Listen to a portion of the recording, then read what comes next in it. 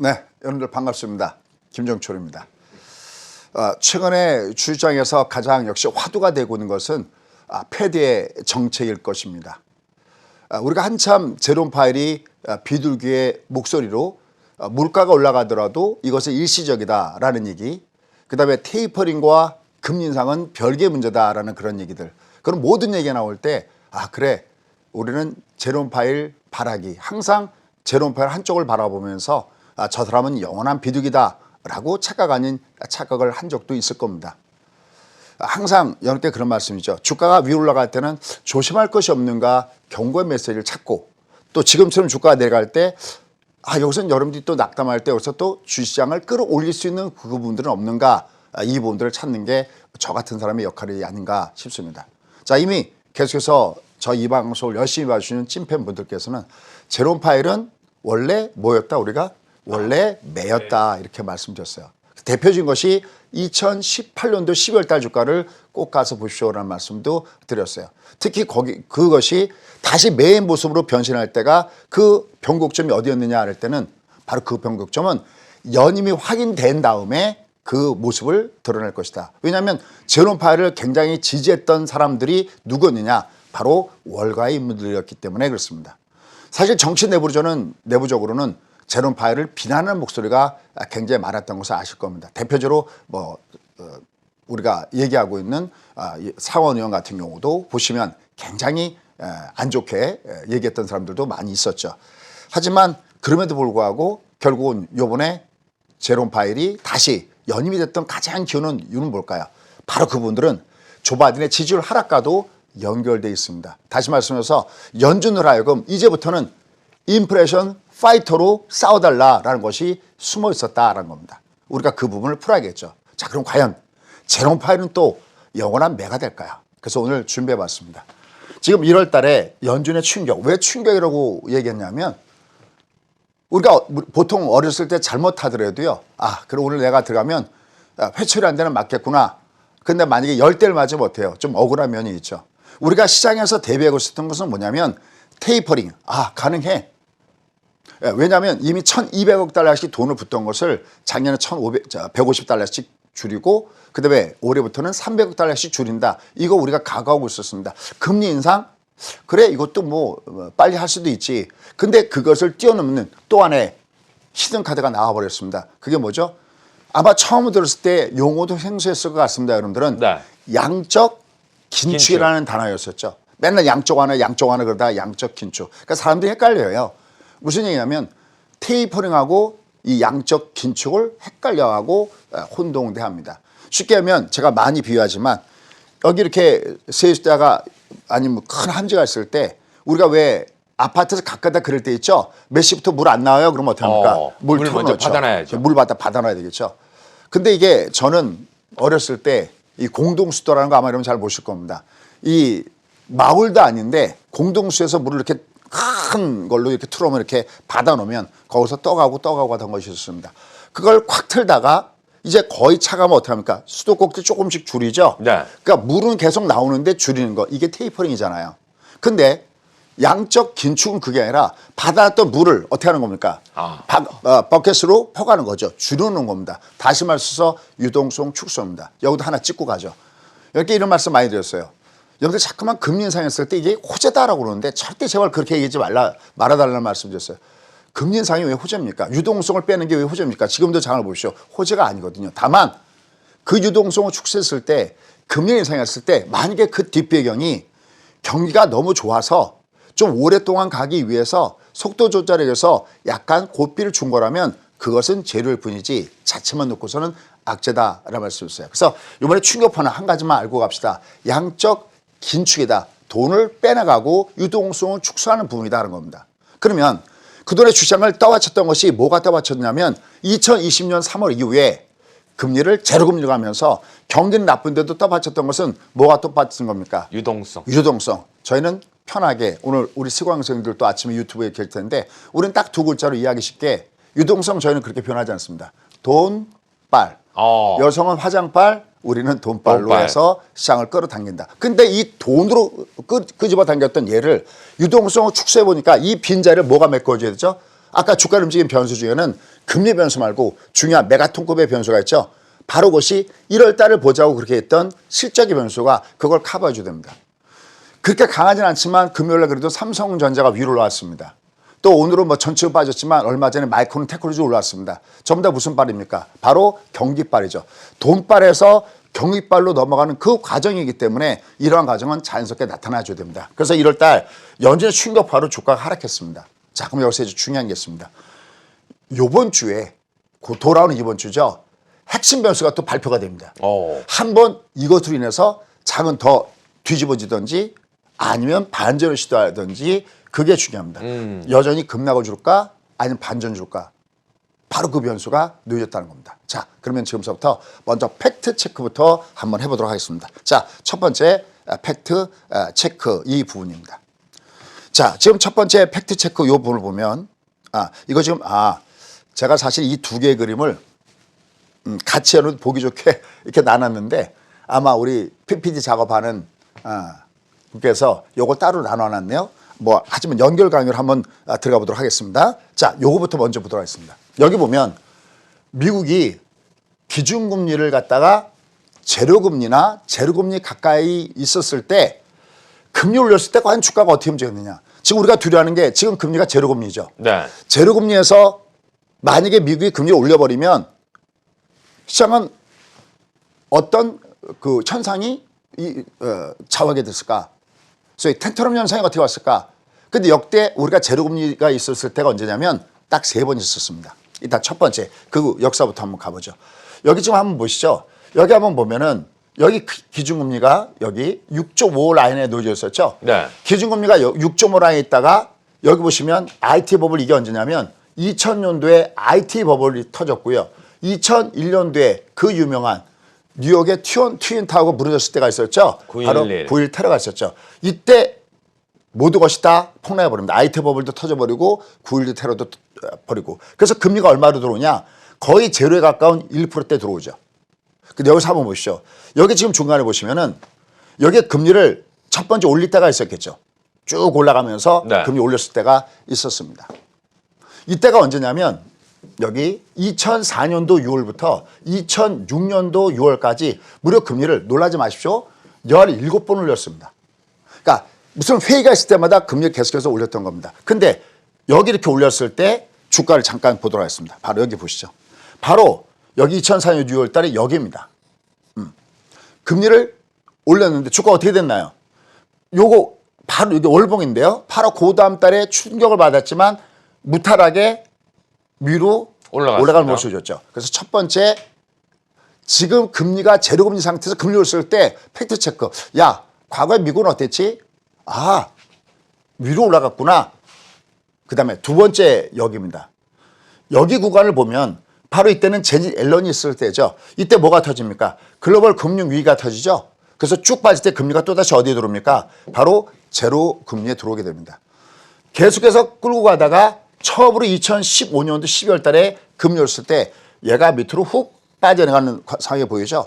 바로 이 뒷부분에서 또다시 금리가 제로가 된 다음에 나타날 때 상황입니다. 자, 그런데 하나 중요한 게 있습니다. 지금 여기를 보시면 월봉상으로 무탈한 것처럼 보이죠. 사실 근데 무탈하지 않았습니다. 자, 그럼 도대체 어떤 상황들이 저때 발생됐을까요? 바로 이때입니다. 자, 이제 지금서부터가 여러분들 신경을 좀 써서 들여다 할 대목이고요.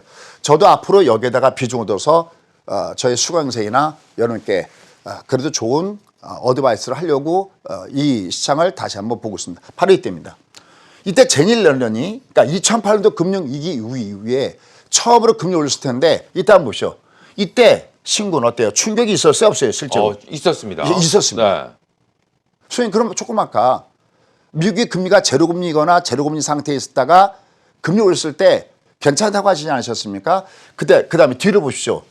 괜찮았죠? 네. 근데 이게 그냥 괜찮았던 것이 아닙니다. 이때 여기를 괜찮게 만들었던 히든 카드가 있었습니다. 그게 뭐였느냐? 이때도 지금과 조건이 유사합니다.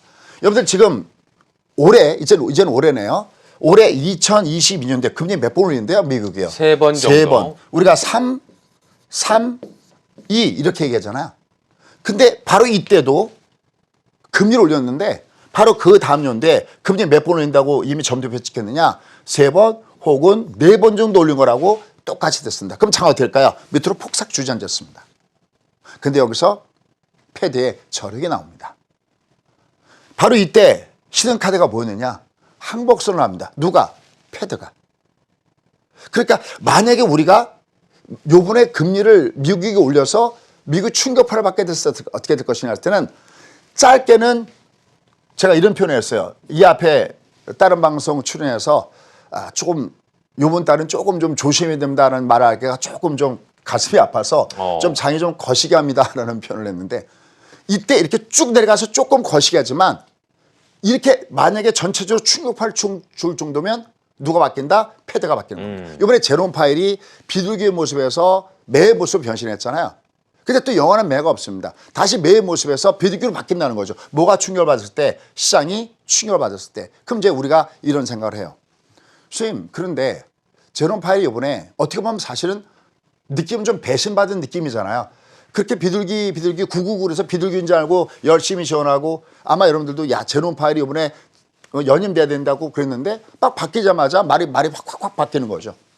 그죠? 아마 조금 배신감 느낄 겁니다. 거기다가 처음으로 듣는 양적 긴축, 도대체 이것은 무엇을 쓰는 물건인지 또 당황했던 분들도 아마 계시라 생각합니다. 근데 패드의 의장은 어차피 그렇게 유연해야 하지 다른 부분이 없습니다. 그러면 도대체 제롬 파웰이 정말 그렇게 바뀔까요? 했을 때 이 그림을 한번 보여드리고 싶습니다. 바로 이 부분을 보시죠. 자, 여기를 보시면요. 2018년도 12월입니다. 제가 여러분께 제롬 파웰은 비둘기가 아니라 이 앞에는 매였습니다라고 할 때가 2018년도 이때입니다. 그럼 이게 이 그래프를 한번 보십시오. 2018년도 12월 달이면요. 2017년도에 여기 2017년도에 금리 3번 올리고요. 그것도 부족해서 2018년도에 제발 트럼프가 올리지 말아 주십시오 그러다가 나중에 너 금리 올리면 너 자를래 라고 하는데도 불구하고 금리를 4번째 올렸을 때가 바로 이때였습니다. 주가가 폭삭 이렇게 주저앉았죠. 그렇죠? 근데 과연 그러면 제롬 파웰도 제니 옐런처럼 전략을 바꿀까요? 그렇습니다. 바꿉니다. 바로 이때 폭락할 때 이때 어떤 결과가 있었냐면 애플의 CEO가 그런 얘기를 합니다. 한참 미국과 중국 간의 격화되는 전쟁 속에 야 우리 이대로 장사하면 정말 힘듭니다라는 얘기까지도 계속 했었습니다. 아마 여러분들 이때 기억날 겁니다. 이때가 바로 한 척의 배 그다음에 여기가 그 유명한 육공수에 내려간 다음에 뜨고 있는 무슨 파동이었냐?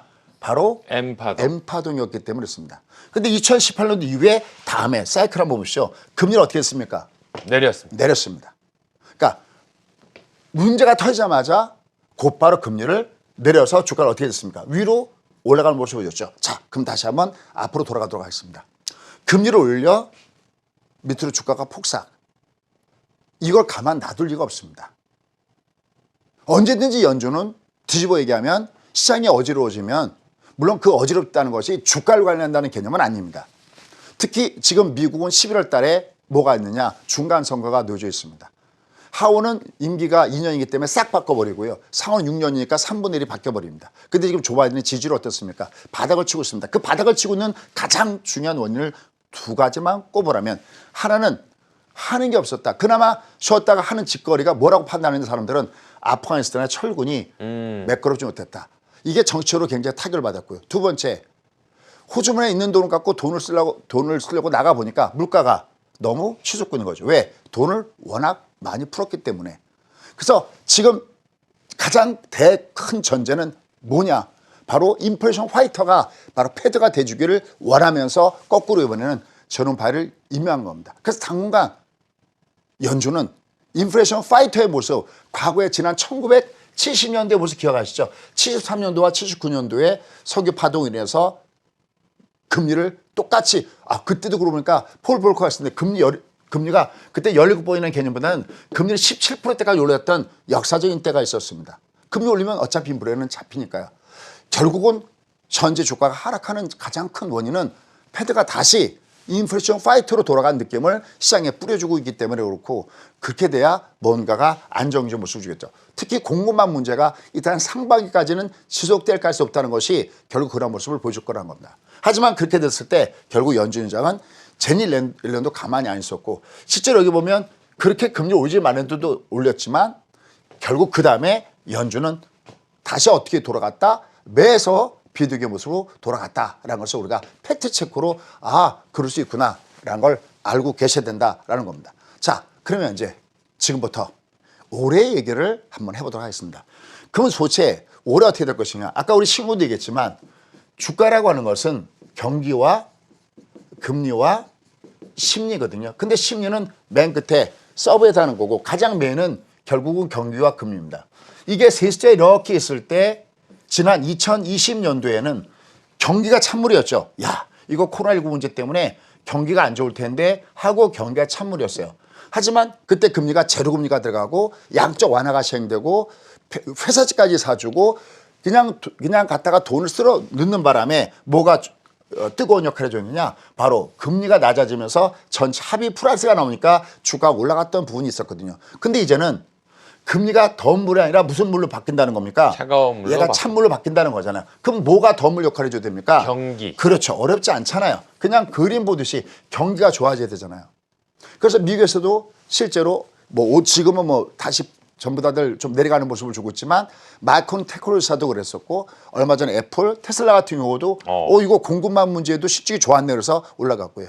가까이는 주말에 우리 국내 기업 중에서 삼성전자가 사상 최대이익을 올렸다 해서 올라가는 것도 결국은 금리를 죄송합니다. 이렇게 표현해야 좀 더 정확할 것 같아서 정말 씹어 먹고 올라갈 수 있는 그것은 only one. 바로 실적밖에 없고 그렇기 때문에 이럴 때를 보고 해야 되죠. 함부로 제뉴얼 이펙트라고 논하는 것은 이것은 좀 너무 빠르다는 말씀을 제가 여러 차례 함께 드렸습니다. 보고 좀 하자. 보고 내는 가이버가 중요하다라는 말씀을 드렸던 겁니다. 자, 그럼 이제 중요한 거예요.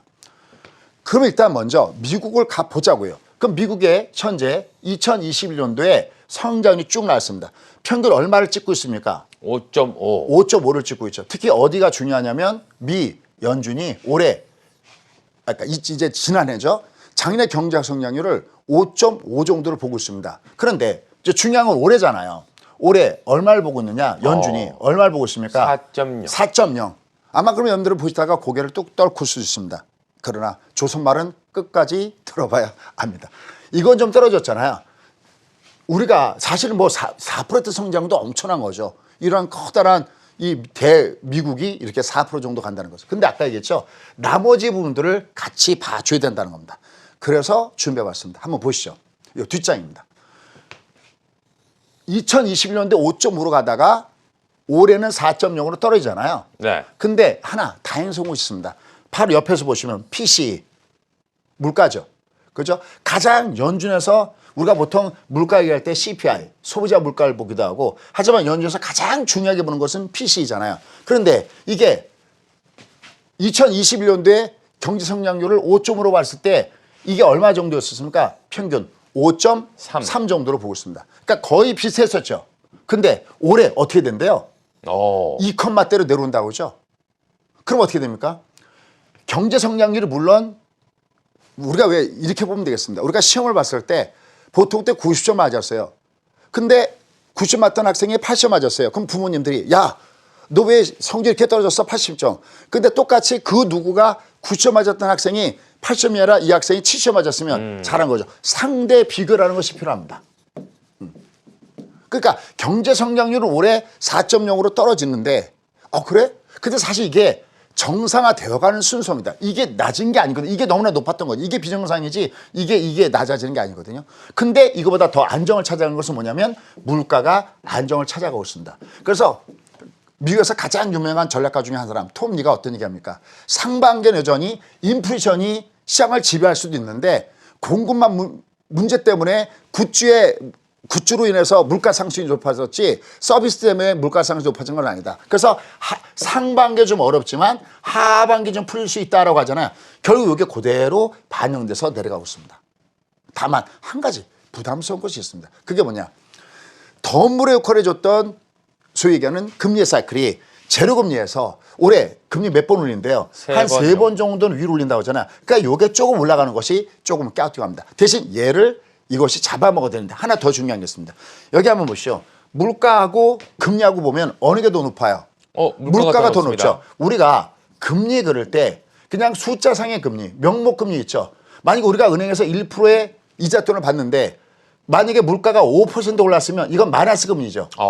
여성분들 많이 쓸 테니까 내가 핸드백을 하나 살려고 그러는데 살까 말까 했는데 100만 원이 좀 비싼 건가요? 좀 비싼가요? 예. 자, 만약에 핸드백을 살려는데 내가 살까 말까 고민하다가 요게 100만 원인데 안 샀어요. 그래서 그냥 100만 원인 거 은행에다 넣어놨는데 나중에 1년 있다 찾으니까 101만 원 받았어요. 야, 그럼 내가 이 돈 갖고 그러면 내가 살고 고민했던 핸드백 가서 사볼까 하는데 핸드백 가격이 100만 원에서 타임피스라고 하죠. 이게 100만 원에서 105만 원 갔어요. 그럼 나는 오히려 예전에 100만 원 주고 살 수 있는 걸 살려면 나는 여기다 얼마를 더 보태야 됩니까? 4만 원을 더 보태. 그걸 우리가 마이너스금리다라고 합니다.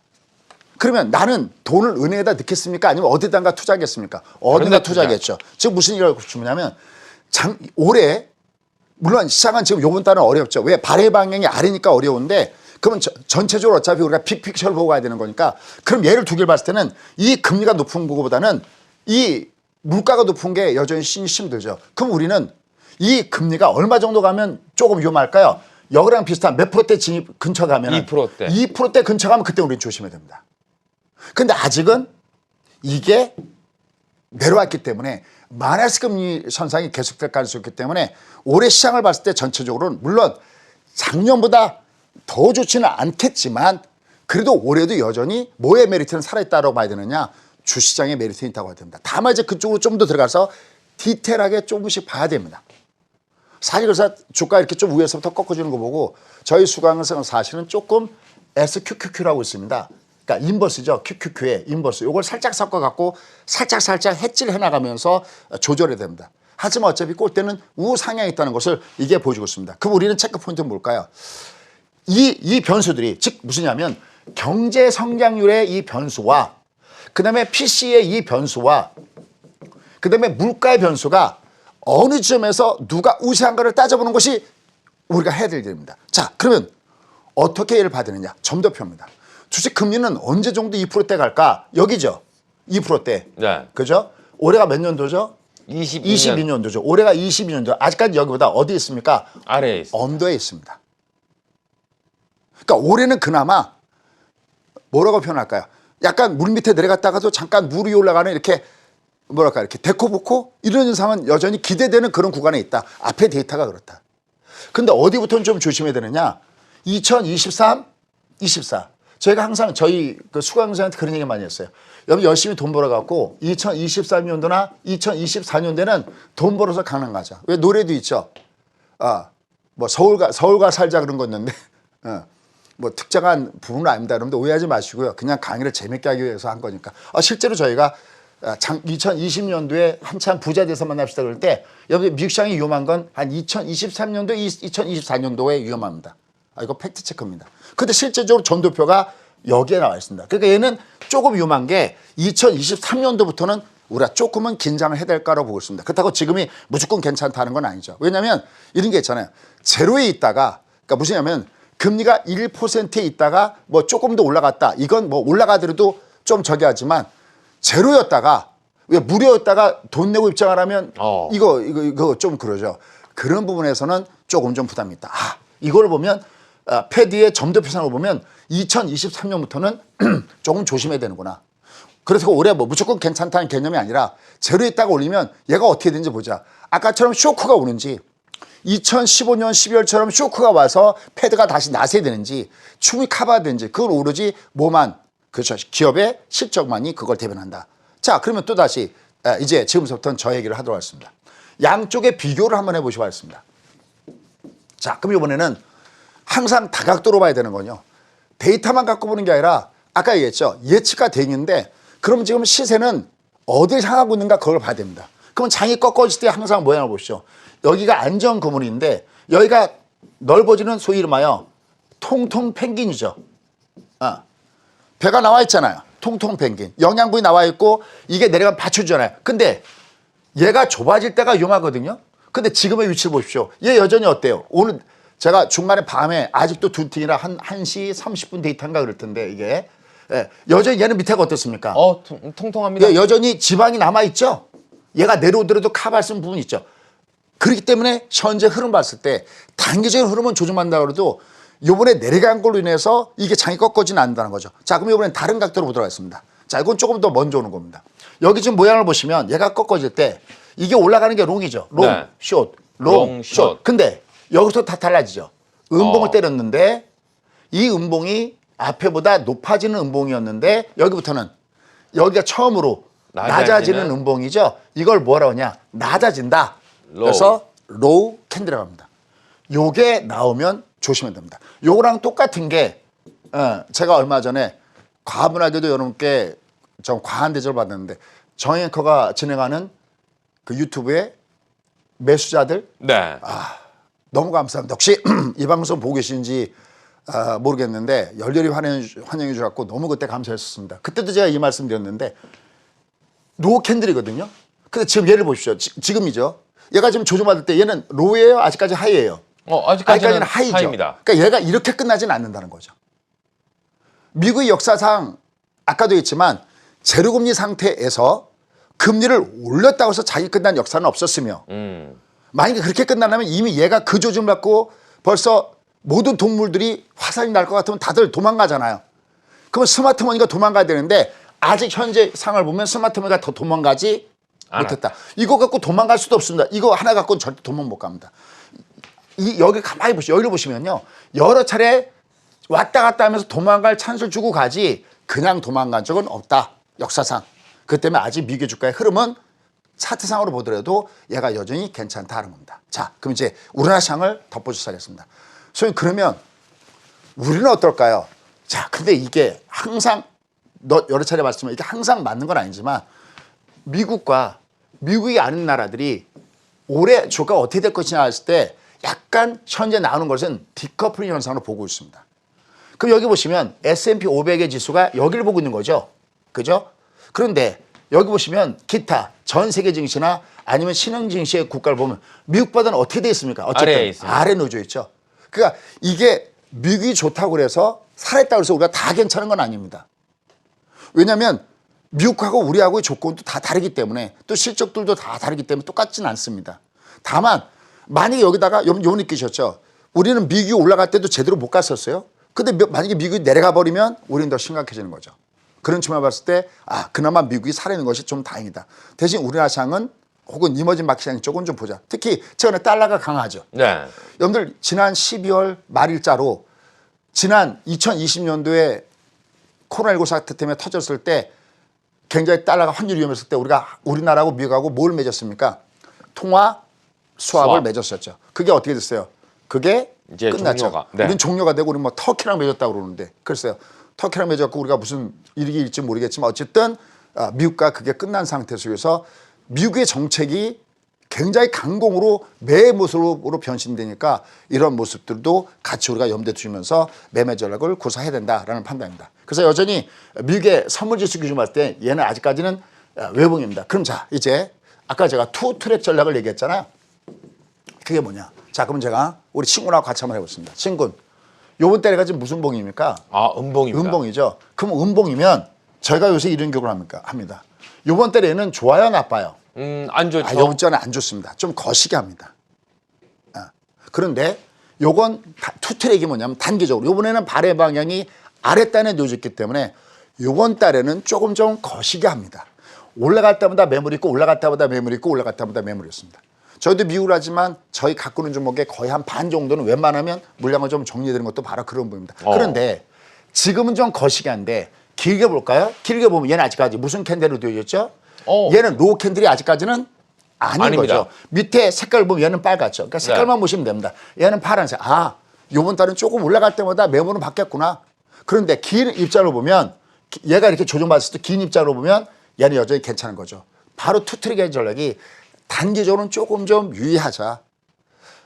그런데 길게는 여전히 흐름은 살아있다라는 관점에서 보시면 되고요. 자, 그 다음에 코스닥입니다. 우리나라 코스피하고. 코스피 보면 지난 12월은 어땠습니까? 좋았습니다. 괜찮았죠. 한참 제가 반의 방향 그러고 있었습니다. 여기도 굉장히 좋았습니다. 근데 다행히 금요일날 올라가는 같지만 지금 요번 달에 발의 방향 어디 있습니까? 아래 있죠. 이럴 때는 조금 장은 내가 너무 무리하지 않고 좀 안전하게 나가는 이런 매매 전략을 준비하는 것이 좋겠습니다. 그래서 결국은 마이크론 테크사도 그랬고요. 주말에 삼성전자도 그랬고요. 실적이 금리를 정말 말 그대로 씹어먹을 수 있을 때 장은 움직이는 겁니다. 대신 모든 종목이 다 내려가는 건 아니죠. 이번 달에도 월양 보이는 종목이 있겠죠. 네. 그런 종목을 중심으로 선별적으로 공략하는 것이 가장 먼저 필요하다라고 할 수가 있겠고, 아까 서두의 제목을 보면 이러한 연준의 충격된 주가가 밑으로 급락을 줬는데 이번 주에 큰 변수가 다가온다고 했죠. 네네. 과연 그게 뭘까요? 이겁니다. 그래서 마지막 라스트 씬은 이걸로 준비했습니다. 다음 주, 그러니까 이번 주에 올 문제는 뭐냐면 파월 연준 의장이 연임 인준과 관련돼서 청문회 하는데 이때 당연히 무슨 얘기가 나오겠습니까? 현재 경제를 바라보는 시각을 보여줄 겁니다. 그때 좀 더 파워풀하고 미국 경제는 여전히 탄탄하고 충분히 그런 걸 이길 수 있기 때문에 연준이 그런 정책을 쓴다는 것이 얼마나 어필하고 있을지 이걸 보셔야 되겠고요. 특히 지금 문제가 되는 것이 물가 문제잖아요. 근데 수요일과 목요일 날 미국이 소비자하고 생산자 물가 지수가 발표가 됩니다. 과연 이 인플레 이게 어떻게 될 것이냐. 이게 만약에 지난번에 얼마나 하냐면 CPI가 6.8 나왔지 않습니까?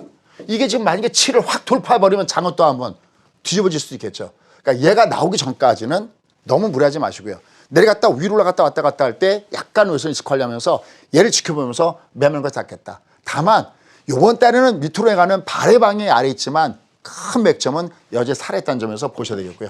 또 이제 경기 문제와 관련해서 소매 판매가 어떻게 되느냐. 그다음에 또 하나 우리 내부적으로 더 중요한 거 있습니다.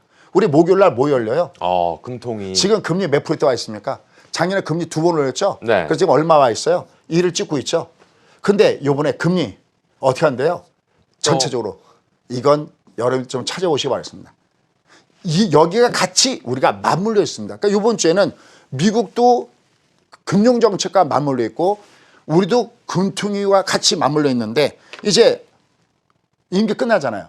네. 예, 임기 끝나는데 지금 전체적으로 분위기는 조금 저기 하지만 금리는 한번 더. 한 번 또다시 올릴 가능성이 없다라고 하고 있습니다. 다만 지금 변수가 워낙 강하게 지금 시장을 좀 내리누르고 있는 이런 변수가 있기 때문에 요거는 조금 우리가 좀 더 지켜봐야 되겠죠. 자, 이런 좀 더 디테일한 문제들은 잠시 후에 10시 반에 여러분과 함께 만나 뵙도록 하겠습니다.